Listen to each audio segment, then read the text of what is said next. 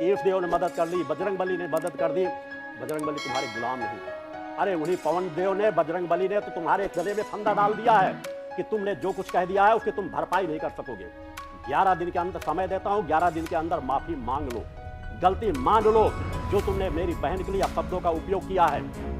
अन्यथा 11 दिन के बाद, मैं निश्चित है सामान्य बातों पर कभी एक बात नहीं कहता, 11 दिन के बाद तुम्हारे खिलाफ निश्चित है कोर्ट में अवमानना का जो भी तुमने कुछ किया है, मानहानि का दावा भी दायर होगा और आपराधिक मुकदमा भी दायर होगा। फिर मुझे मत कहना, अपराध करोगे आवाज उठाई जाएगी। तुम्हारी मेरे तक बात होती तो मुझे 100 गालियां देते रहते, मैं सुनता रहता, तुम्हें जवाब देता रहता हूं। वैसे मुझे जवाब देने की जरूरत नहीं, मेरे शिष्य इतने पात्र हैं, सामर्थ्यवान हैं कि तुम उन्हें गालियां दोगे तो गालियों का जवाब किस तरह देना वो जानते हैं। तुमने इतनी नीचता की चरम सीमाएं लांघ दी, तुमने इतनी अपवित्र बात उस पवित्र धाम में बजरंगबली के भक्त होकर के कहते हो कि मैंने अपनी बहन से एक बेटी पैदा कर ली। धिक्कार है तुम्हारे। अरे मेरी बहनों का जीवन गंगा जल के तरह, पांच जल के तरह पवित्र जीवन है। शत्रु भी कभी भी उन पर आवाज इस तरह की नहीं उठा सकते, उनकी पवित्रता पर, उनकी निष्ठलता पर।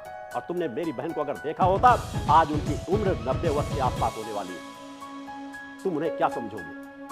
उनका बचपन से आध्यात्मिक जीवन, एक छोटी बहन थी जिनका एक बेटा था, सपरिवार संपन्नता से रह रहे हैं। बीमारी में कुछ शादी के कुछ समय बाद ही उनकी वहीं पर भी दिवंगत हो गई थी। वहां पर जाकर के जलौन में जाके पता कर लेना। और बड़ी बहन तो तेरे सर के पास ही बैठी हुई है। जिस जिले में तू बैठा हुआ है उसी जिले में बहन बचपन से लेकर के आता, शादी के बाद से लेकर के, और तेरे जैसे उनके बेटे और बेटियां हैं। इतनी निष्ठापूर्ण अपने आप को बजरंगबली का भक्त कहता है। तुझे चुनौती देता हूं कि एक भी घटना मेरा बचपन से लेकर अब तक अगर दुनिया में, क्योंकि तूने आवाज उठाई है, आवाज उठाना मेरा कर्तव्य, और एक बार नहीं अगर 100 बार जरूरत पड़ेगी तो समाज के बीच आऊंगा और आवाज उठाऊंगा। बचपन से लेकर आज तक का जीवन समाज के बीच रहा है। बचपन से लेकर आज तक की यात्रा मैंने समाज के बीच की है। मेरे आध्यात्मिक जीवन में एक भी कहीं पे ढूंढ करके लाकर खड़ा कर देना कि मेरा किसी भी नारी के साथ गलत अवैध संबंध है। बचपन से लेकर के एक यात्रा समाज के बीच रही है। शादी के बाद एक सीमित दायरे पे मेरा गृहस्थ का जीवन उस रूप में रहा जहां संतानों की उत्पत्ति के लिए रहा हो। पिछले 25 वर्षों से मैं सपत्नीक पूर्ण ब्रह्मचर्य व्रत का पालन करता हूं। तुम तब त्याग, पुरुषार्थ और परोपकार को क्या समझ सकोगे? मेरा तो अधिकांश जीवन ही ब्रह्मचर्य व्रत में और एकांत की साधनाओं में गुजरा है, समाज के बीच कार्य करते हुए गुजरा है। तुम जैसे लोग इसको क्या समझ पाओगे? मेरी बेटियों पर आवाज उठाने की कोशिश करते हो। मेरी बेटियां वह चेतनावान बेटियां हैं जिनको तुम कभी भी उनके कहीं तलवे भी स्पर्श करने की पात्रता नहीं रखते। मेरी वह बेटियां आज समाज के लाखों लाखों लोगों का मार्गदर्शन कर रही हैं। पूजा, संध्या, ज्योति अगर जानना चाहते तो तुम अब तक उनके बारे में जान चुके होते।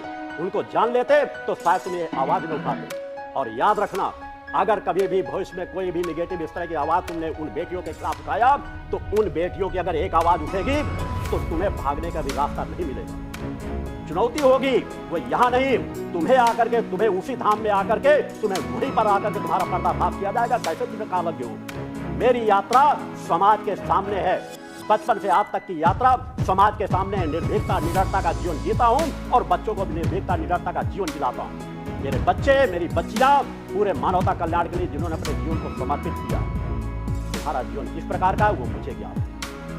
अपने पूरे कुनबे को इकट्ठा कर लो और जितनी बातें तुमने निराधार समाज में फैलाई है कि स्वर्गीय रामचंद्र शुक्ला की हत्या कर दी गई, यहाँ ये कर दिया गया, वहाँ वो कर दिया गया, चोरी की रिपोर्ट दर्ज है, व्यवहारी थाने में रिपोर्ट दर्ज है, तो तुम्हें चुनौती देता हूँ, थोड़ी बहुत नहीं 1 करोड़ इनाम की चुनौती देता हूँ तुम्हें सभी त्रिकालज्ञ को, कि सभी त्रिकालज्ञ मिल करके प्रयास कर लेना। अगर कहीं पर भी मेरे खिलाफ मुकदमा दर्ज हो, इसको प्रमाणित कर दोगे तो मैं पूरा आध्यात्मिक जीवन छोड़ दूंगा। झूठा और पाखंड फैलाने की कोशिश मत करो।